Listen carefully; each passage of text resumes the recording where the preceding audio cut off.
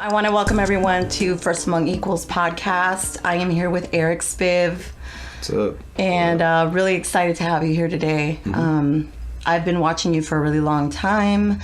I don't even remember the event it was. It was in downtown is what I remember. And I was with my friend and I just remember seeing you and you were just running around at the event. And it was like, I could tell by the energy that you had that you were somebody who was important and doing really cool things. Important meaning just making shit happen. I'm just, I gave you this look like important.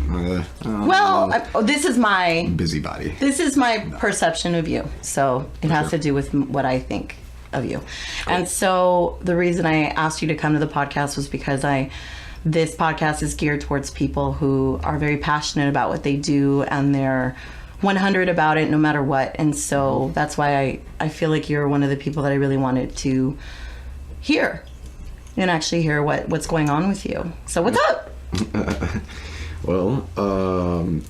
Yeah, if you met me in downtown running around in any way, shape, or form, I definitely was probably distracted or working.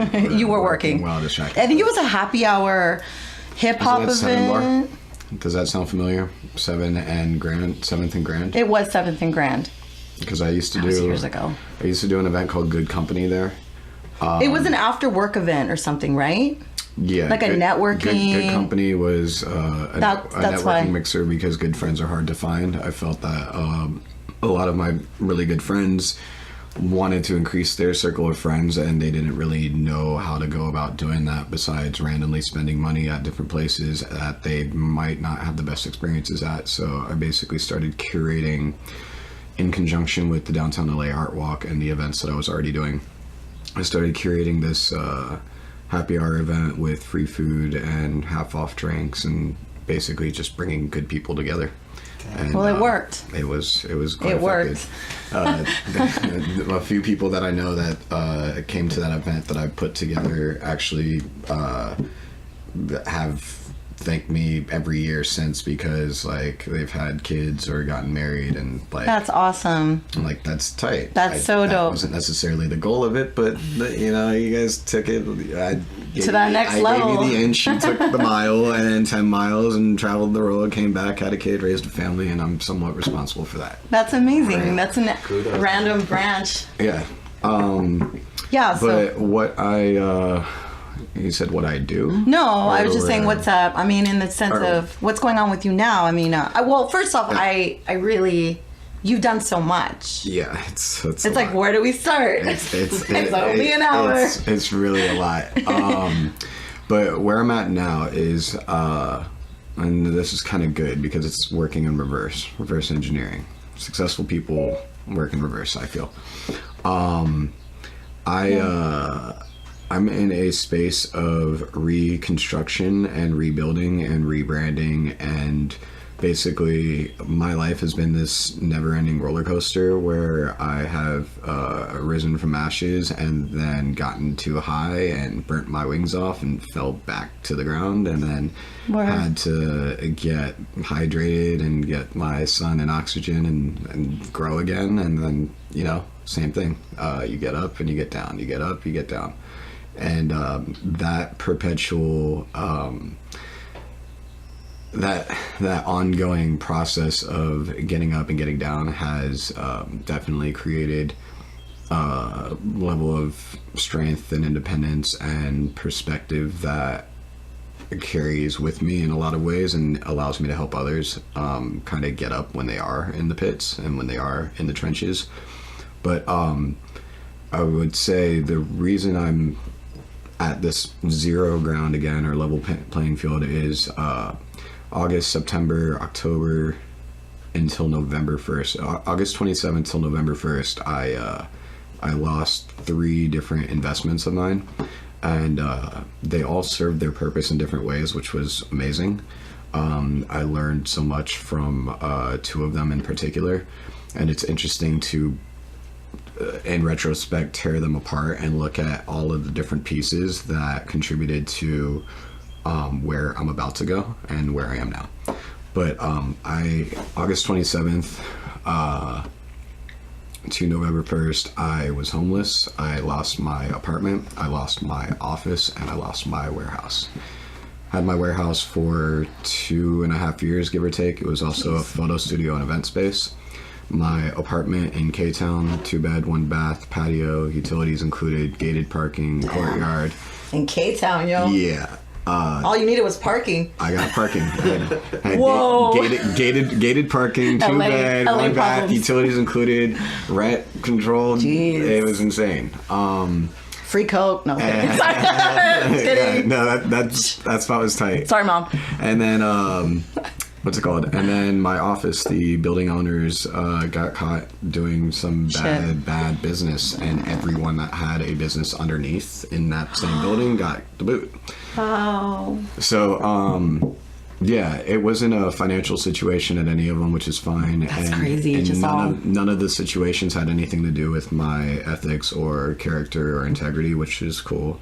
It was all, I wouldn't say act of God, because it was all everything correlated to poor decision making of other people that trickled down to me. That's So, insane. yeah. So September, October, I was like sleeping at a friend's place in the OC, in Echo Park, and Silver Lake, Everywhere. and downtown, the fucking Marina Del Rey, Venice, everywhere under the sun, even at Wispa. I was literally like, because the warehouse that I had was in downtown, and it was like Little Tokyo, Skid Row border. You know, It's my jam. You It don't was even know. it was very interesting, because every day in Skid Row you're walking past a million Everybody. tents and Absolutely. stolen bikes and all sorts of other things going on. People falling out into the street, all sorts of like just hardship and forms of adversity that make you kind of recognize and appreciate where you're at and what you have. But I was like, for a while, I was sleeping at Wispa in K-Town, and No, I know. I was taking like, dang, razors, that's crazy. toothbrushes, Just to toothpaste, sort of maintain. towels. Well, I was taking that stuff with me and shoving it in my bag, and then redistributing it to the homeless people. Aw. So I was kind of like Robin Hood while homeless in a way. It was pretty interesting. And Interesting. then even at the tail end of it, like my ex-girlfriend, who I haven't spoken to in like 3.5 years or something, she was like, homeless? You're not homeless, Eric. You got a million friends. What are you talking about? I'm like, we Yeah. and then she invites me to stay with her and whatnot, and like proceeds to say other things, and I'm just like, nah, man, it's like not. I don't even know how you got my number. Like, what's going on? Yeah. But anyway, so yeah, on the upswing of that, November 1st, got into a new place. What's it called? Got into a new place, had to essentially repurchase and reacquire a lot of things that I had lost. The apartment situation, it was one half of the building that was rent controlled got bed bugs, and they were paying $800 a month. So they didn't want to tell anybody about the problems, because then they could potentially get the boot. Jeez. So they'd rather live with the issue that affects every other tenant in the building versus getting it handled when it's a small, manageable thing. So that spread throughout the rest of the building, and everyone started dipping. Everyone was like, fuck our deposit, forget this, we're out. And I was like, nah, I'm holding this fool accountable. Like, trust is cool, but I'm about accountability. I'm like, let me hold this fool down real quick. And so they sprayed, and they sprayed my place 2 or 3 times, and one of those 3 times they accidentally used the wrong chemicals. And I have art, and like, I don't just collect shit. You know, everyone has their things. Like, Yes. I have so many artist friends and music friends, and produce and create so many things myself that the chemical left like a very thick, nasty residue layer on top of everything, and it started to change the colors and warp things. Yeah, the compositions of everything. Everything was pretty much messed up and not touchable and toxic, and you could not breathe. What is going on? It's insane. So, that's energy. yeah, so like I'm over here checking back every few days, dropping in, seeing if I can do anything, and then I'm finding that the problem's still not solved. So I called the health department and brought in them, and they looked and they're like, wow, you have a lot of bed bugs here. Has this been reported with the building? I was like, yeah, the owner knows. He's not taking care of it. He's sending this third party exterminator that's not taking care of it. Yeah, And apparently probably ghetto too. and my neighbors have already left. My neighbors have That's already insane. left. They're like, fuck our deposit, everything else, we're out.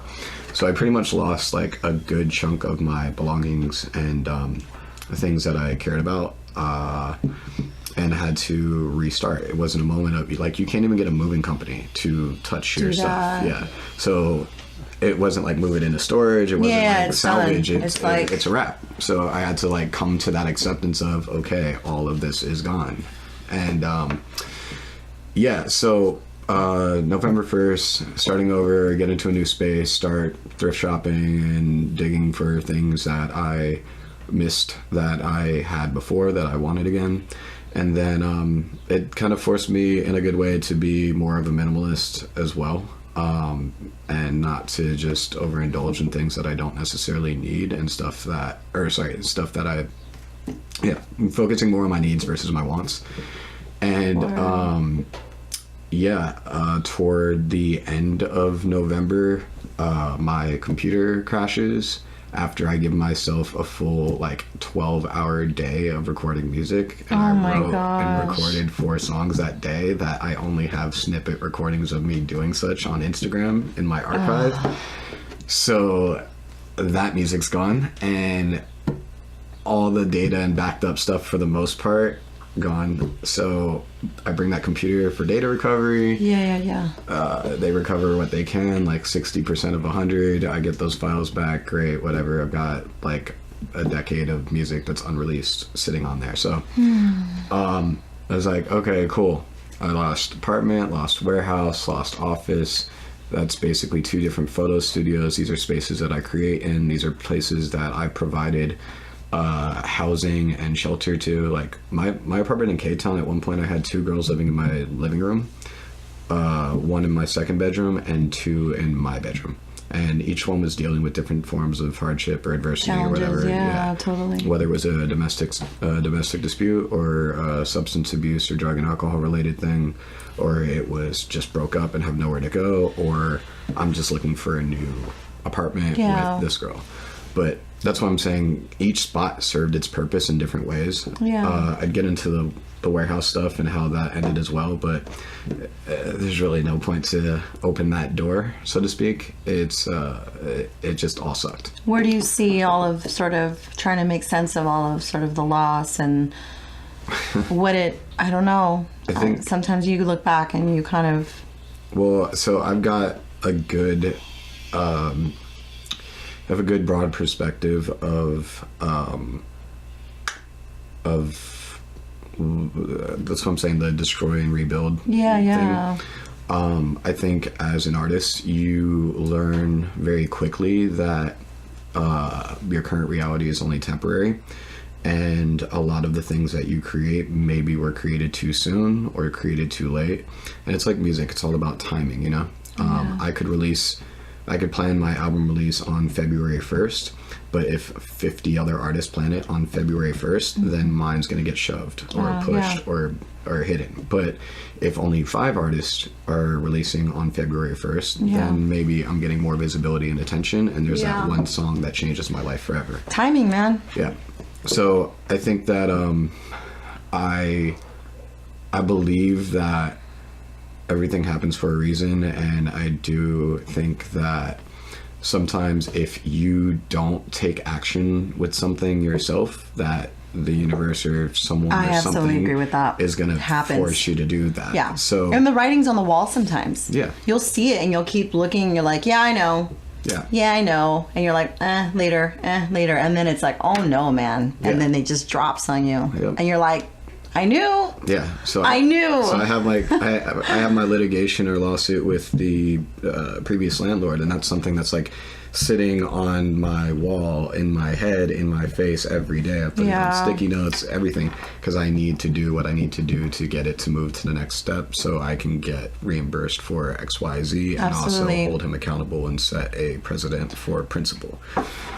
But so I think that when you're when your body will say what your mind won't. So if you're hungry, your stomach will growl. Mm-hmm. You know, if you're thirsty and you see a cold drink, that will quench salivate. your thirst. Exactly. So I think in a way that all of these losses of acquisitions and things that I built up to acquire and turn into businesses or whatever, they all kind of ran their course and served their purpose for the time that it was. It just so happens that that time was all at once. And, when normally it would have been more staggered. manageable. And the thing is, so I'm pretty stubborn when it comes to taking action sometimes. I'm very good at taking preventative steps, and I'm very good at setting like goals way beyond. Me too. I'm a bigger picture person, but I think that if it was just the apartment, then I would have my office or my warehouse that I could sleep lean or on work to fall out of back and have on. meetings at. Totally. If it was just the warehouse, then I'd have the office and the apartment. If it was 2 of 3 or 1 of 3, Even, whatever. yeah. But 3 of 3 at once, I was just like, why? Dude, like, why? what did I fucking That's what do? I'd be like, I'm universe? I'd be like, what I'm did I? questioning everything. Yeah, which, I mean, that's a good thing, maybe. I mean, that's. I didn't. It wasn't even a moment of self-reflection or anything, because I knew that I was not responsible for the stuff. actions that occurred. That's so frustrating. So because it was out of my hands, it made it a lot more digestible to just be okay with and accept. And acceptance is like one of the first parts of like any type of like Challenge or- clarity and reconciliation. You need to accept the facts of the situation. matter. And so losing the computer stuff after and having to buy a new computer and then back up all my data again was just a reminder again to like save everything and take care of the things that you appreciate and value. And then to end the year, right? To end the year, my dad, my stepmom calls me and tells me that my dad's probably going to call me within the next week that he has cancer. And I'm just like, yo, are you fucking kidding me right now? I'm like, and she's like, yeah, I just wanted to tell you, baby, that, it looks like he has prostate cancer and he'll probably give you a call. And I'm like, in my head, I know that prostate cancer is somewhat of a pretty regular thing that a lot of people, get over, and Still, recover from. But it was just it's just like added to the. boom, boom, boom, all this weight on my shoulders. Here I am excited about my new space and my new beginning and new everything, and then I'm just brought back down. Come around New Year's Eve, I picked up 2 DJ gigs, and I decided last minute I was going to drop one of them because it was just not aligned with how I'd want to spend New Year's, and I ended up playing a rave instead until 6 a.m. surrounded by like 600 sweaty kids that were loving the music that I was playing. That's dope. And I woke up. I didn't even wake up. I went home. I went home at the end of the night at like 6:30, 7 a.m. and I was just like, okay, it's a new year, it's a new day, and I was very happy because I felt like I made the right decision to drop the other gig and be surrounded by those people in that space and doing what I love. Like, great, like, beginning to start. That's dope. So yeah, just went through all that, which is why I said And now we're here. Yeah, I'm in this. It's fast. It flies, though. Yeah, I can't believe we're almost in March. Yeah. I mean, pretty much. Yeah, we are February 18th. Well, dude, tell me about what I'm so excited. I've been checking out Daughters. Yeah. And I think that was another reason why I had to think about it. Another reason why I thought of you is because I really admired what you're doing for that. So can you tell us a little bit about that? Yeah. So Daughters LA is a showcase for today's women of tomorrow. It is a show that I have been co-producing / project I've co-founded with my friend Gavlin. I've known her for years as a rapper that I've looked up to. She's a independent underground hip hop artist, but I would say we could even drop the underground title. She's paid her dues. She's always been around, always been extremely humble, down to earth. And what a lot of people don't really know is who is watching and listening. And because I book a lot of shows and I rap and I DJ, and I've always been in similar circles or the same spaces even, like I pay attention. I really, really, really do watch how people move, how they talk, and how they interact with people. And she is somebody that's been constant since day one.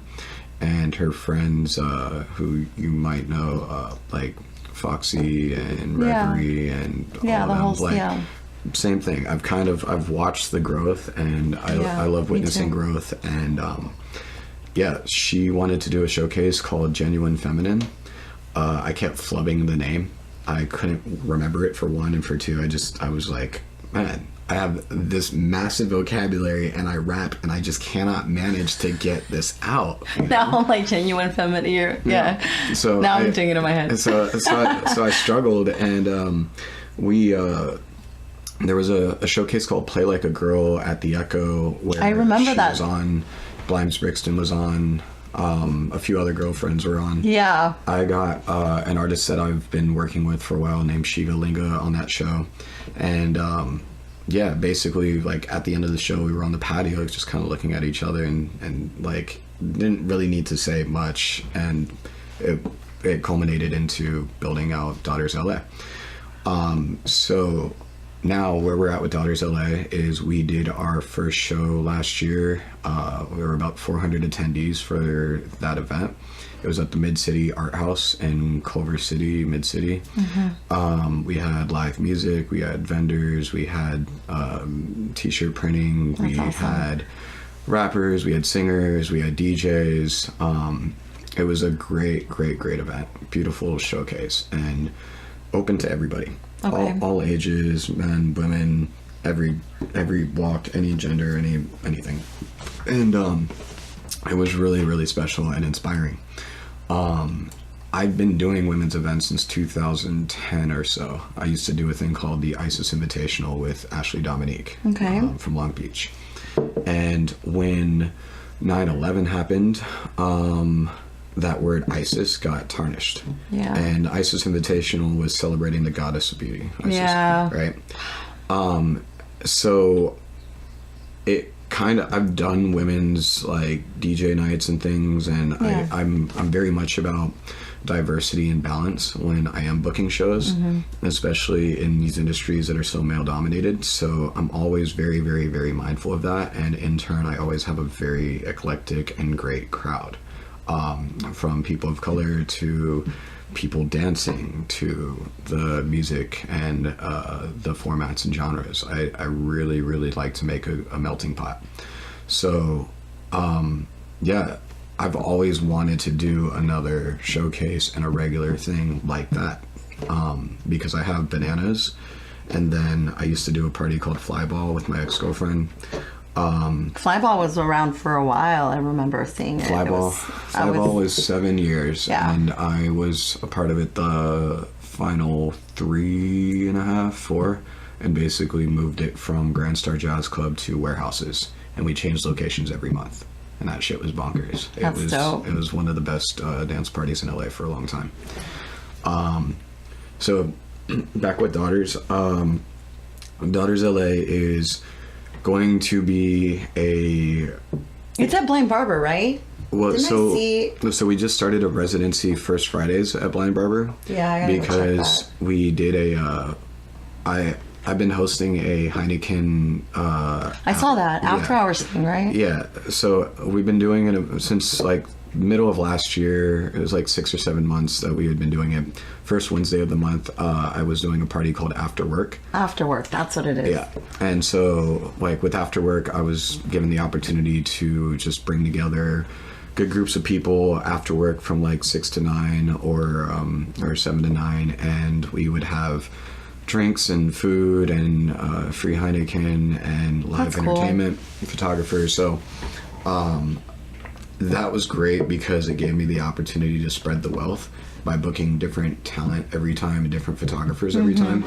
So I reached out to my friends with Ham on Everything, reached out to Chulita Vinyl Club, reached out, like, it was great. I haven't gone to a Ham on it in years. forever. Yeah. They're still rocking. Adam and- Yeah, I don't see them. I don't hear about it as much. I used to get the emails and the Yeah. RSVP Yeah, after no, they're hours. still- And they're still Chulita's there. going hard. They've been Chulita Vinyl rocking Club it. is rocking. Yeah, for sure, but definitely. But Yeah. that's what I love about what you're talking about in terms of just putting females on. Because I actually had Stella, the Flocka Lee on. Yeah, I love Stella. I She's love her great. too. And we were talking about how we're both female DJs, and we sort of struggled with.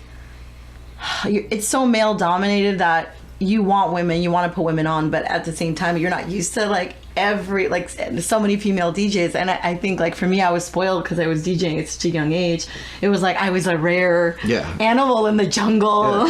You know what I mean? And that's the thing. It's like, is a producer or promoter putting a woman on a bill because she's a female or because Right. she's good? Right. And Word. and I was expressing this either I think I said it on the way here or Oh, really? Yeah. or maybe I said it yesterday, but I was like, if they're playing the same music and you put a mask on, like, Exactly. what the fuck? Exactly. You know, I can understand that there's a difference between a male MC and a female MC, just in the way that the sonic, the music will sound, And the feeling. and I get that, I understand that, but with DJing, it's like, yo, this girl's a turntablist and she's cutting all your records harder, better. She's mixing and blending, Exactly. and her transitions are so much smoother than his. And she brought 15 people. Why are we paying this guy to be here? But True. Or the other way. yeah. When it's like, oh well, she's hot Yeah, exactly. and she's just pushing a button. Yeah, and Like- so So it's. I But women have to push harder. Usually, they do, because they know they have to one up, or they have to. I mean, not all women, but a lot of women. have had to, I would say, and I think that that's where it's now finally coming to light because of social media and our the climate country. and everything Thank else. goodness. Yeah, there is a shift happening, and I think that now is the perfect time, even though like yesterday or last week or last month or last year or the last fucking however many decades I know. since the dawn of time, you know, but I'm glad that it is coming more and more to light, and Fast now. yeah, and the voices are more more prevalent than ever in expressing like I'm saying our, but I get it. the Yeah. disinterest to how unfair and unequal a lot of It's these places scary are. because as a woman, you don't realize how unfair it is. You're just used to it. Yeah, and So it's like and you shouldn't have to cleaning my accept own it. brain. Yeah, but I didn't even know that I was accepting it. Right. You feel me? Right. Like in the 90s, I was just like, it's all good. Life is sweet. And Yeah. there was no strife in the same way, at least for me. I mean, my privileged LA ass, you know, in the bubble. But I look back now, even now, and see like, you're right. Like when I go hiking, I can't put my headphones on and just not pay attention. I have to keep one headphone out because you don't know somebody's gonna jump up and just straight jack you But for in the you, mountains. for you know? that's an awareness thing, and that's But that's something that women do have to. Yeah. Most women Yeah, know that. be Like, attentive. you can't. Yeah, I You mean- can't look too cute if you know you're going to be alone somewhere because Yeah. you don't know what kind of attention you're going to get, like that kind of stuff. And I used to, when I was a kid, I didn't have that problem because I was dressing just like hip hop. It was Yeah. always like baggy Yeah, pants. Like I look like a hoodies dude. Aaliyah music video every day, like But now it's like you just Yeah. got to be more. just Aware. Exactly, alert, on point, just ready for anything. And it's like I'm very much about safety and security, and as I mentioned earlier, preventative steps. I very much I've between throwing so many like after-hour underground warehouse Exactly. parties and raves. Definitely with you. I care about the safety of my Yeah. guests just as much as I care about the quality of the sound system. No, you're right. and For the real. And that's music on coming you out at of the it. end. If something goes down, I've had forever, I've had the situation. we know people that lives are and- destroyed over that. And so I'm like hyper aware of all Yeah, that shit. for sure. I've from like I feel like the word toxic is now a fucking buzzword, so I hate to even use it. I hear you. But I think that like nightlife culture in general is not necessarily, it's just not safe for a lot of reasons that really pertain to the way that males in these spaces handle themselves. And I think that that's something that unfortunately, like right now, there's a lot of slap in the wrist type behavior going on, and it's nothing firm or concrete. And that's kind of how like I'm holding my landlord accountable, you know. I was able to hold some of these fucking nightclub owners and bar owners Dude, I've or heard so many security things. guards. Like I've had to call these fools out Yeah. literally at the top of my lungs. I do not give a fuck if you are 7'5" and 300 pounds. Like I do Yeah. not give a shit. And That's because everyone knows you and you're straight and you can do shit and people aren't going to say anything. I don't give a fuck. Like I really, I try to raise the bar and set an example and a standard, and it also boils down to like the actual intentions of these producers doing events. If their goal is just money, or if their goal is an experience for guests, or if their goal is whatever, you know. I don't condone a lot of the behavior, and I'm very, very, very, very, very in tune with what's going on at all times. With Yeah, all I this know stuff, you are. That's why I really wanted you on. Thanks.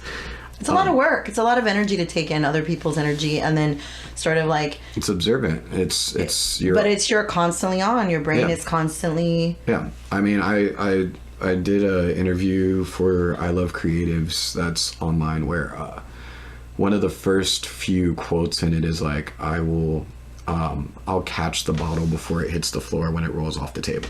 And that's kind of a representation of how I view things in general. I'm eyes behind my back and my peripherals are on, and I'm watching her while I'm listening to him, and I'm watching you. And when I see, because I've been placed in these situations where like even at a warehouse party where this guy, do you know who, I think you probably know who Sam Robeson is? Yeah. Sam XL? Yeah.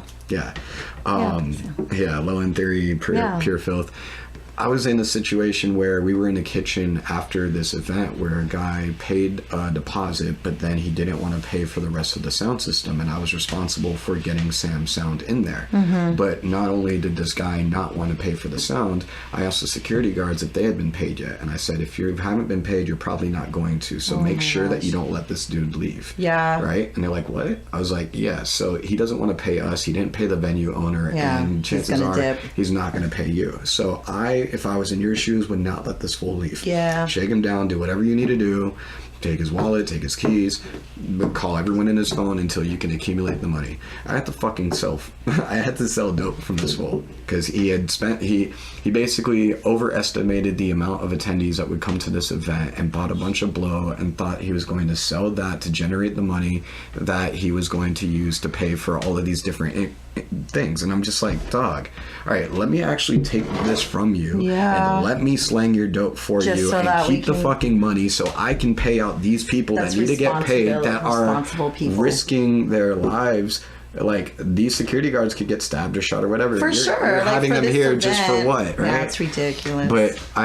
in a matter of like attentiveness, like while I'm having this back and forth and interaction with this fool, Sam and I are in the kitchen, and there's this knife out on the table, and this dude's hand, I keep seeing his hand like shaking and going like that, and so Oh, like no. Sam's on one side of the island, and the guy's like right here, and I'm right here, and I know that the door's behind me, and I know where the handle's at, so I'm like, in my mind visualizing how and what I'm going to do to maneuver if slow he motion. reaches that shit. And Yeah, what are you sure gonna do? enough, he did. And he's talking about like, I don't give a fuck. I got this ankle bracelet. I'm wanted here. Blah blah blah. And like Sam's big. Sam is like Yeah. 7'6" or something, 400 pounds. Like Sam XL is XXXL. Like former London Olympic basketball team. Like dude is. Anyways, so Extra large, guys. Extra large. Yes. So it's just crazy that awareness and that alertness and that is even necessary for one, but for two, like that's where in women's spaces and whatnot, like I am watching my girlfriend's drinks. I am watching the guy that's in the corner hanging out, trying to do, you know, I have to, whether it's my party or not. I've made it kind of a responsibility of my own. I'm like that too, though. Innately, you know? You just become that person. I think when you're an event creator or you're the one that's like, you know, like choreographing a situation, that's just who you are inherently. Yeah. Because that's who I am too. Like even if I'm having a good time, I'm still making sure that person's drink is filled. If you're sloppy and don't care, hosting. it's a different story. But Yeah, if you genuinely care, I think it becomes an inherent thing and it's innate and natural and just you want to take care of everybody. You want to make sure everyone's the cool. experiences, You know? Yeah. So, wonderful. yeah, so Daughters LA is going to be a series of safe spaces that worldwide. We're starting as Daughters LA. It'll then go to Daughters International, then to Daughters Worldwide. That's amazing.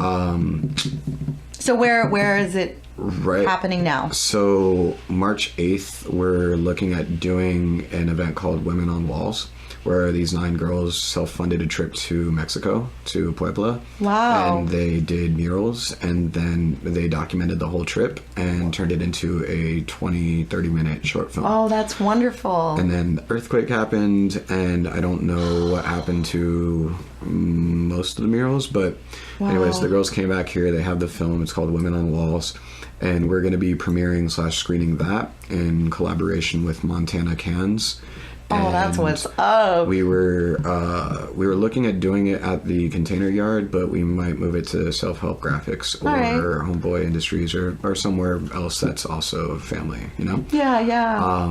But Daughters would present it and then provide programming, and we'd have live art and entertainment, food, drinks, all that. So, that sounds so awesome. and, Sounds fun. And March 8th, there's a International Women's Day / month march with about 30,000 attendees. Yes. With a company organization called Affirm. I don't know if you're familiar. Well, the women. I mean, isn't that around when the Women's March is happening anyway? Isn't that what I happened? believe last it's year? It's all in that. In conjunction. Yeah. They happen worldwide, and like there was the one last year. What was it? There was one in February, or sorry, there was one in January. Yeah, there was. It was the third year. But I remember it March. in March. That's why I knew that. Yeah, March is Yes. typically it. The one that just happened in January was in that started as kind of like an anti-Trump thing. Yeah. And then just that one was a little weird. I felt a lot of people. It wasn't. Yeah, it was. It's still kind of like a wild, wild west free for all, but. I mean, 250,000 people showed up. And, No, that's amazing. And it was still on the same so interesting. vein. But I marched that, and I saw a bunch of my girlfriends feeling like, I was like, damn, it's a good day to be a girl. It's a good day. Yeah. Every day. Yeah. Sorry. But yeah, no, and I got emotional with it as well. And It's after amazing. the whole thing, I the called my marches mom. are like, oh my gosh. Yeah, extreme. after it, I called my mom, and I just kind of re-emphasized how passionate and dedicated I am to what I'm involved with and doing, and that's where I'm like excited. I'm fucking excited about where Daughters LA is going to go, because like today, for example, we're picking up our first round of merch, but simultaneously we're also working on a whole nother style of merch and apparel, and then jewelry and like record label. That's and so all fun, sorts babe. of shit, and it's all dope. I'm so happy to it's hear all this. dope. It's so dope. I see the light It's in your so eyes dope. right now. It's so like dope. pumping me up. I'm You like, don't oh even no, know. swag. Nobody even knows yet. I don't Nobody even know, knows. but I know. Yeah. I love it. But it's an exciting thing, and I think that while we'll have these ongoing showcases that are your DJ nights or your networking night or your even like billiards and bowling tournaments where you get a jacket and hat and have a team, and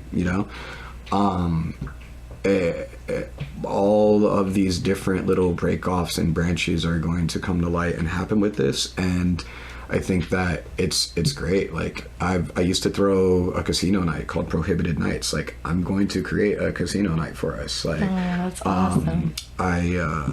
Cannabis dinners. I work with a lot of those guys. Dude, I want to so get into that though. With Dante's Fried Chicken, like we do That's what's up. live performances and food. Like there's gonna be a lot of legs that are gonna happen here, and actually this Sunday, since today's Monday, and it's next week already. All right. Sunday we actually launch our radio show on VPN, which is Virtual Private Network. Okay. And they are like a NTS Boiler Room hybrid. Okay. So yeah, we're gonna have our first 2-hour radio show with an hour of music and mixing, and then an hour of Q&A interview. And we've done I want to say 4 or 5 events so far. We did a toy drive and blanket drive for the holidays. Then we did a collaboration with a studio that I work with called Rose Studios in downtown in the Fashion District. But what's it called? I mean, there's just a lot going on. I'm not trying. I need to stop saying. I know. Yeah, I hear you.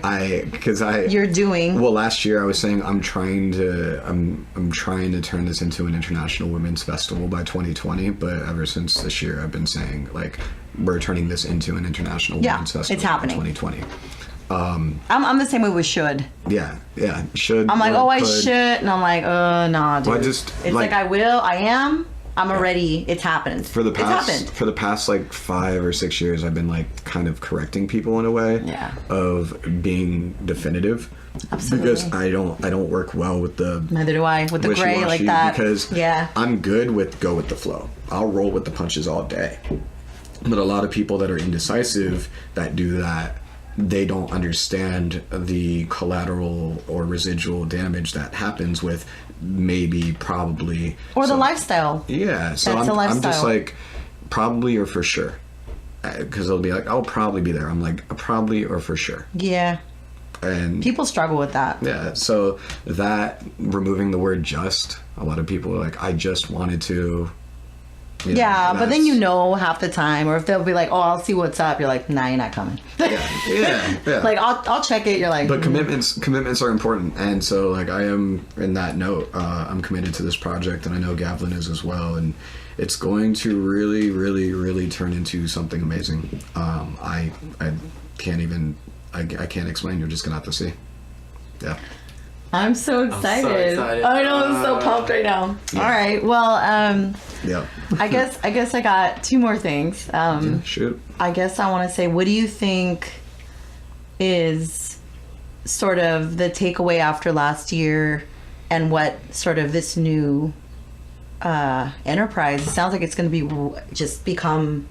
It's going to be huge. What's kind of where you're at from what you've learned and where you are now?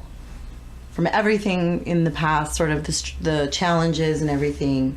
Yeah. So I've I've always, there you go. Take your own advice. I get it. It's hard. I've always been an outlier of sorts, and if everybody is on one side of the room, to find me in the other. Contrarian. They're like, hey, Eric, don't touch that. It's hot. You're going to burn yourself. You know damn well I'm going to be like, fuck, that was hot. Yeah. And like, I told you, I know, but I had to see for myself. But I felt it. And my justification for that is always like, your hot may not be my hot. Word. Your spicy might not Very be my true. spicy. So and relying on other people's words versus your own experiences. And that's why I don't pass judgment on words. I need to see actions. Everyone starts at 0 with me, and what they do and what they say brings them up or down in my book. So I'm very, very, very, very keen on paying attention to that, what behavior results in that. And after a while, it makes things very easy in terms of communication and interaction because people become a little more predictable. Word. You start to see the behaviors or them say the same phrase or words that typically result in that action or The other outcome. action, you know? So But don't you think that it's easier, at least for me now, because I've trained myself, I'm like, okay, and I'm like, okay. Like, I'm good. I don't get mad. Yeah. I don't get judgy anymore. Like, I used to be, like, I used to take it like it's about Just me. let it go. It's not even about me. It's like, that's their struggle, and I just need to stay away from that. Because it's just gonna, I'll forever get frustrated and be in their cyclical bullshit, and I don't need it. Don't get caught up. No, Let it it's go. just kind of like, Let okay, it you go. do you, and I do me, and now I know. That's it. So, I mean, in terms of, I guess you said or what I've learned in. Yeah, like kind of, not the takeaway, because it's, we're forever eternally learning. Yeah, always growing. Yeah. I mean, you're dead if you're not learning anymore. Exactly. But I mean, so like I said, I've been an outlier and kind of always not necessarily on the wrong side of the tracks, but just looking on one side or the other. Let's say the grass is green where you water it. If you water it too much, it can't grow. If you don't water it enough, it can't grow. So that's moderation, and that's being observant. And so I've been on my own since 17 or so. I dropped out of high school my sophomore year, got a GED. About a few months later, lied about it for months to both of my parents because my dad went to Brown University. He was an alpha. Education. Mom, on the flip side, graduated high school, worked for a travel agency, then worked for the airlines until she retired. Wow. Safe route, education route. Yeah. And so them seeing me and not really understanding, like, okay, That's hard. how do you handle a kid just deciding he's going to be a rebel and a vagabond? And like, I was intercepting mail, I was forging report cards and progress reports, I was intercepting voicemails. I did everything in my power to avoid the educational system. And I think a lot of it had to do with me going to schools that were specializing in math, science, and technology, which were three areas that I sucked. Not your strength. So because I was already forced in this line that I never really wanted, was associated, like it's not clicked for me, you know? It got boring very quick, and like anything else, you get distracted and do other things. Yeah. So with that, like, I noticed that I've always had multiple hustles and side jobs and always grinded it out. I always made sure that I was irreplaceable and an asset at any job I ever worked. Whether it was Best Buy, where I'm working in electronics, and then I'm like, I want to work in appliances, and then I want to work in computers, then I want to be your cashier, then I want to be your inventory. I want to know every single position of any job that I'm working. That way, if somebody's sick or they drop the ball, I can be that all-star. Food service and hospitality, same thing. Like, my first job in LA was Inglewood Red Lobster. I was throwing parties on the side, I was DJing, I was rapping, you know, and it was that cheesy bread though. Yeah. Oh, Cheddar Bay biscuits. That Cheddar Bay, that's what it is. Yeah. Boom. Yeah. Now I'm gonna crave it. You want to up your treat. You want to up your tip. Like, give some free Cheddar Bay biscuits. That's fire. Take care of them. You know. Yeah. But it was like it's crazy that I look back at every single fucking job, including like when I lived in New York. Because I was born in Chicago, I was raised in Tampa Bay in Florida, raised there mostly, but my dad lived in Brooklyn, Bronx, Yonkers, Tarrytown, Westchester, Queens, all over New York. And I moved to Long Island, and instead of moving in with him, I got my own place. And he took that as a slap in the face, but it was really meant to be that I was so hungry to be independent. Absolutely. I was so much wanting to be on my own, and I didn't want to have to I didn't want to have to be questioned. Oh, where were you? Or what are you drinking? Are you smoking weed? Like, what are you doing? What is this? And I was already getting flack when I would go up there. and I was having jewelry. I was flexing, I was flaunting, I was stunting because I was in the rap communities and circles, and I enjoyed rocking some fucking rope chains. I enjoyed rocking some silver. I enjoyed feeling good about myself. So when I'd come around my dad, who my dad's black, mom's white, but when I came around my dad, he'd always be like, take that shit off. Yeah, like, you're gonna get jacked, you're gonna get robbed, you're gonna get this, you're gonna get that, because he grew up like impoverished. Yeah, two sisters, two brothers. Like, if you're shining, like, you can run it. Like, we can take that from you, we can take more, but we're just gonna take this shit that we want and have a nice day. So that, I think, always scared him and my mom. But on the same token of that side of me and that end, going back to the job thing, like, I was a delivery driver for Papa John's up there, and I got the job so I could learn the lay of the land. Yeah, that's but smart. Also, after a while, I realized, like, if you're in that outfit and you have that thing on your car, you can literally fucking go anywhere. That's what's up. Anywhere. Yeah, you just park real quick. And not gonna front, like, I have used that to promote at parties where I know there's a long ass line and it's a $40 or $30 that's hilarious. cover. That's what's up. If I just roll up with a fucking hot and ready pizza or two, You're in, I can like, pay Flynn. I can pay $5 at Little Caesars and walk all the way to the front of the line and just walk. And if you walk with urgency, of course, nobody's gonna stop you. And like, you walk I agree. right in. I do that too. And then like, go inside. Get I have pizza. a job here. Yeah, give pizza to the guards or whoever you want to. Bring it to the DJ booth and then go distribute your flyers or network or do whatever the fuck it is that you wanted to do inside. But yeah, for sure. While I was working at Papa John's, I was I was starting to learn these, like, again, these little, like, hidden life hacks, secret things that I could be doing, and I started going to convenience stores and making lists of inventory. And so I would go and deliver a pizza, and I'd be like, hey, Lonnie, next time you order from me, here's my cell. Hit me up first, and I can get you anything from candy, chips, mints, condoms, tampons, water, cigarettes, alcohol. Hit me up first, I'll get you these things, and then I'll bring your pizzas as well. And so before I knew it, I was building up this client base of basically what Uber Eats and DoorDash and Grubhub and all these things are today.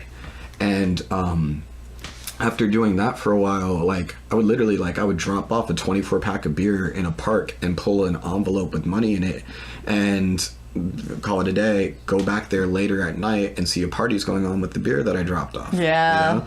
It was very cool. And then and on the same token, like, I'm pretty sure I've been fired from every job I've ever worked. I either quit or have been fired. But yeah, so that kind of gave me this idea that, like, okay, your job is your job, what you do is your choice, but, you know, each choice is going to have a repercussion, whether positive or negative. So let's work on decision making. Let's be a better person. We're not scamming tips at a fucking restaurant. We're not bringing up fake gift cards at Target or Best Buy. We're like, let's try to do things. There's a way to do. I agree with you. There's a way to do things and just sort of be able to, what is it? Wet multiple beaks. Yeah. You know? So I just, and everyone's happy. It's not a problem. It's just how you do things. You do things differently. I like to diversify my interest and investments of time. So that's kind of how I look at it. I'm somebody that bets on every horse in the race. Yeah. You're going to have a winner, you're going to have a loser, and then you have all these people that are in between, all these horses in between. And depending on timing and who you are interacting with, one may change positions from another. But, you know, that's one thing I tell people all the time. Like, you can shelve all of these ideas, and when you come across the right person, pull it out. Pull it, yeah. And that one person might be that person to be that missing puzzle piece. Yeah. And so I guess that's definitely a skill. Yeah, that a lot of people don't have. But and it takes a lot to be dedicated or committed to something and to just keep swinging and swinging and swinging. I've had to tell my mom countless times over the years, and my dad. My dad's finally proud of me because he came out to see how I'm living and this, that, and the other. And he's like, oh, shit. And everywhere that we went, ironically enough, for the 3 days that he was out with me, Yeah. everywhere that we went, every restaurant, every bar, like even at crosswalks, like there were people Like, what's up? people like, yo, Eric, is that your dad? Yeah, Yo, that's you have the dope. coolest fucking son That's ever. what's up, dude. Yo, like girls coming up like, oh my god, I love it. Are you his dad? Oh my god, this love guy it. right here, he saved my life That's for what's change. up. And I'm just like, Aw, oh, yeah, God. it's impact change, But man. it's like, yeah, and I think that I've had to I've lost 3 different businesses at this point. Yeah. I've spent 13 years of my life, 2 on startups and 1 with that studio warehouse thing in downtown. But like 13 years of my life are wrap with really nothing to show from it. One of the businesses still exists with that partner who I monetized the business. I made it a 6-figure business and had to accept letting go of it, which fucking sucked. Yeah. Prior business, my partner lost interest and started growing weed instead of doing tech, and it slowly fell off. And to this day, that first business is a multi-million-dollar business, but it's nowhere to be found. And I've had other developers hit me up saying, hey, if you fly to Detroit, we'll put you up, we'll pay you salary because you've already done this, maybe you can help us now. And it's just like, I've moved on. Decision making, yeah. But Would you say, yeah, so what, because the podcast is geared towards first among equals, and the reason you're here is because I find you to be first among our equals. Like we all kind of, we don't all start off in the same place, but what do you think your first is, at least for this year? Where do you find that? What's your first right now? What is it that, and it can be really broad, but something just that you know this year that you're really trying to convey to the universe or do for yourself or do for others?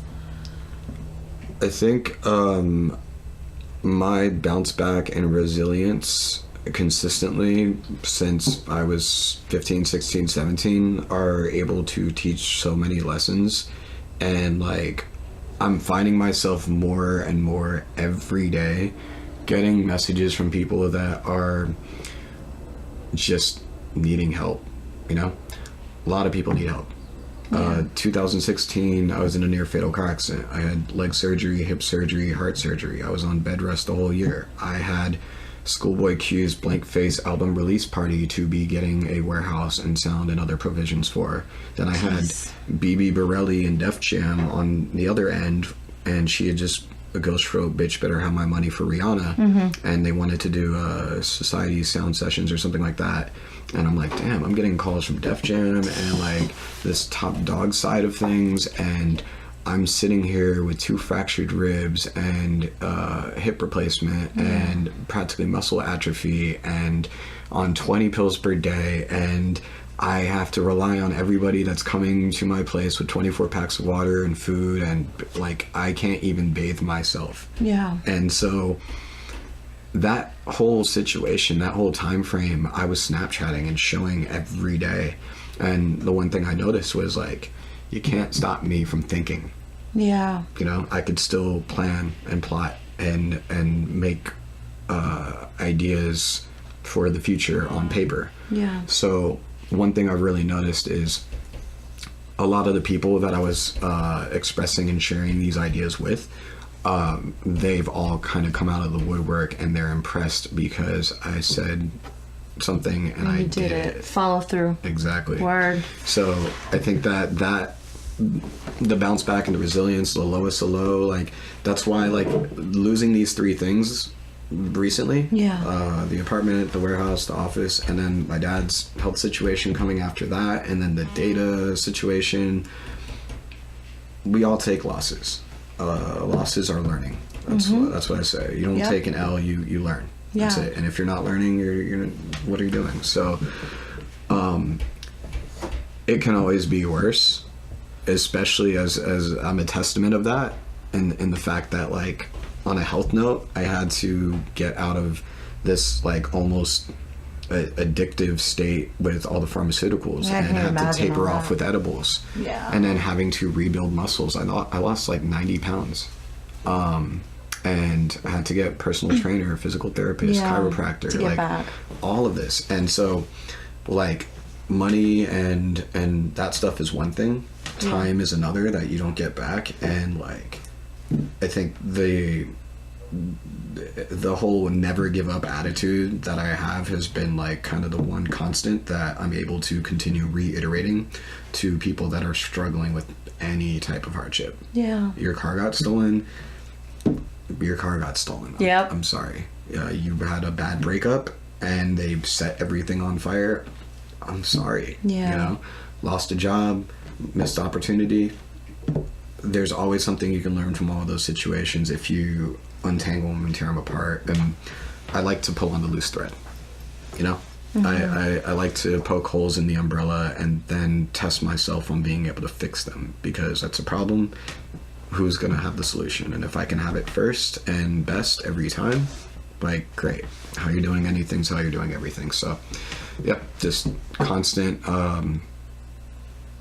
Follow through. follow through, consistency, and taking care of people and taking hits and being able to. Yeah, just being able. My constant thing is just, and it's gonna go on throughout this whole year. I'm trying to do more podcast, keynotes, interviews, more sharing.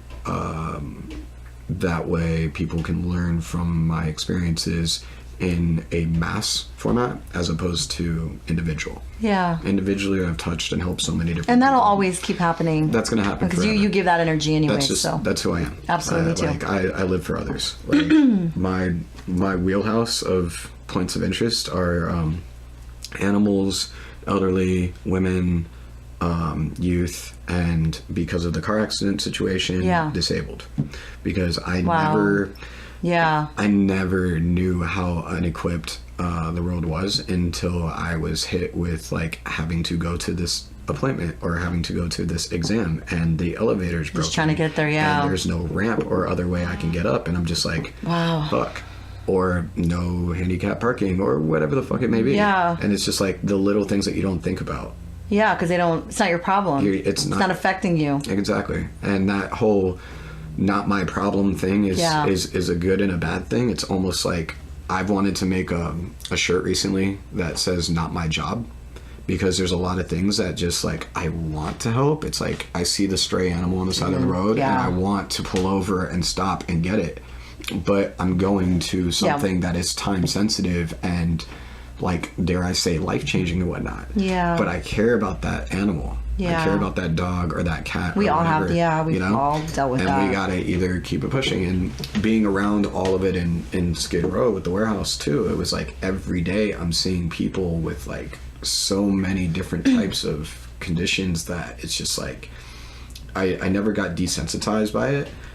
We would actually employ these people every now and then to help with cleaning and painting and doing other things, as opposed to them stealing bikes and flipping them and giving them the opportunities to earn the money. Give them water, give them you did a job and you got this, paid for it. and then they feel good about themselves. Exactly, and then they would come by and they'd say hi and they'd keep a watch out, and they're a person. Exactly, they're you not treated just them a like body a human on the street. And that was kind of the biggest thing way back when I worked at Red Lobster in Inglewood. Like, I was getting the best tips and the best feedback and like written letters from corporate of Darden or Brinker, whatever it was, because I treated everybody the same. And because of that consistency and everybody starts at zero with me, I was rewarded very well. And it was crazy, because I remember the countless times where we'd be sitting at the side of the bar or the POS system or whatever, and everyone's talking shit about, oh, we don't want to take these people or those people or these people or those people because of whatever the fuck they're wearing, or the way that they're talking or whatever. We're over here passing judgment and shit, and I'm just like, well, I got bills to pay. Yeah, so I'm gonna keep go it over pushing. here and take care of them. And then, sure enough, by like halfway through the meal, they'd stop me and they'd be like, "You're not from here, are you?" I'd be like, "Nah, I just I lived in Austin, Texas for 2 years before this, and New York before that, and Florida before that." They're like, "Okay, cool. Just You know, we've been coming here for 30 years or 20 years or whatever it was after graduation, a funeral, whatever. Yeah. And we've never had service like this before, and we just want you to know that, and we're thankful. And Yeah. like, they'll leave me $100 tip, and then like The other people and the are other like- people are like, "What the fuck?" Like, Yeah. like, Yeah. What? I'll be like, and they're like, they never tip. They've never tipped. That's why we. That's don't why take they care did of it, them. though. Fuck them. There's like We a don't big take care fuck of you to them. everyone else. And I'm They like, wanted- yeah. I'm like, I don't know these people from anything else. So I Yeah. just treated them how I treat everybody, and that's it. That's it. Yeah, it's And pretty simple. for real. It's just It's hard. People complicate it. It's hard for people to digest, and I think that now even more so with social media being a second or third version of yourself, your imprint of what you say or what you do Or who you project yourself to be. is very, very, very important. Absolutely. That authenticity and being genuine and that sincerity will take you light years further than being some spiteful, bitter person that like people know you as. You know? Or like we're like inauthentic.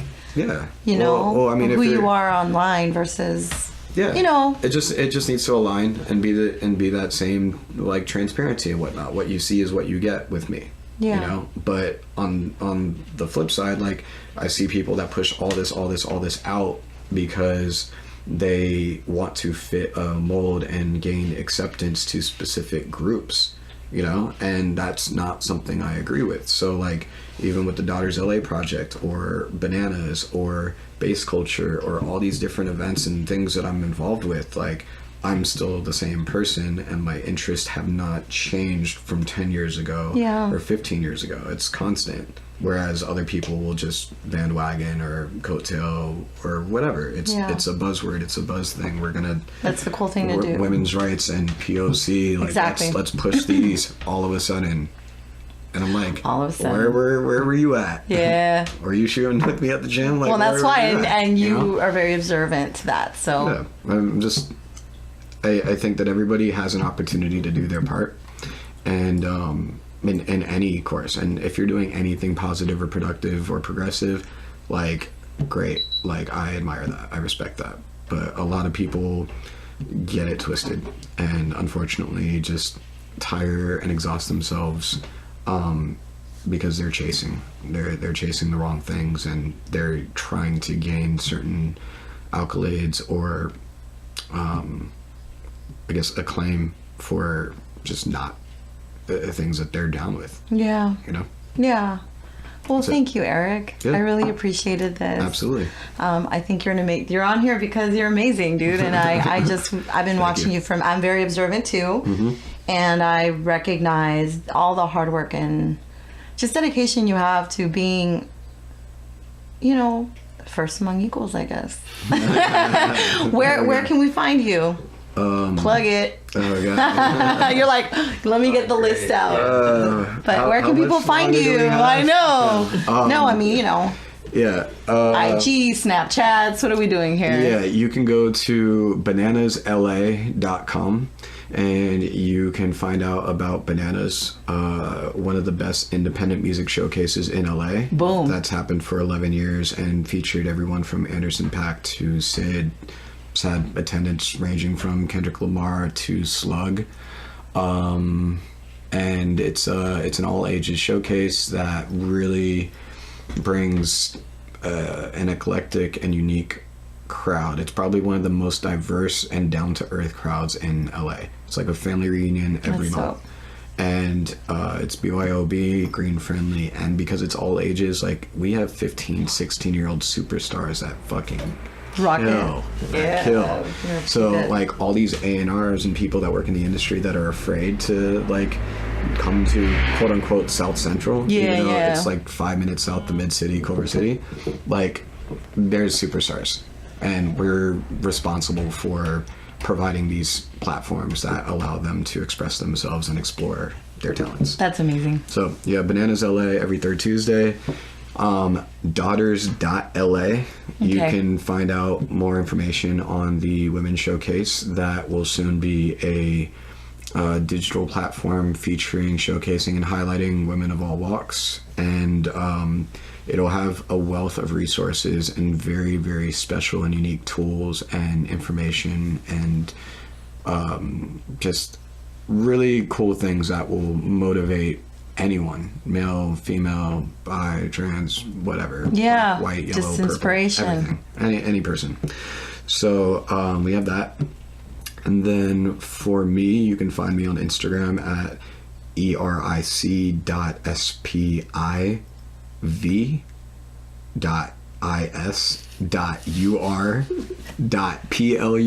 Yep. Eric.spiv.is.your.plug. You got it. I have like I have like 7 handles. You're So hilarious, yeah. in my head I'm like, wait, am I even spelling this right? No, I hear you did a great And job. this is I the was first like, interview do in a it. while that I haven't had to rap. So in my head too, I'm also thinking like, holy shit. Let me drop a rhyme real quick. Yeah, no, you can get a 16 bar next time. So yeah, and then on my website you can find everything too. That's eric-spivak.com, and yeah, That's what's up. that's Awesome. it. Check them out, you guys. And thank you guys for listening to Primus Inter Pares, aka First Among Equals. Hey, Peace. peace.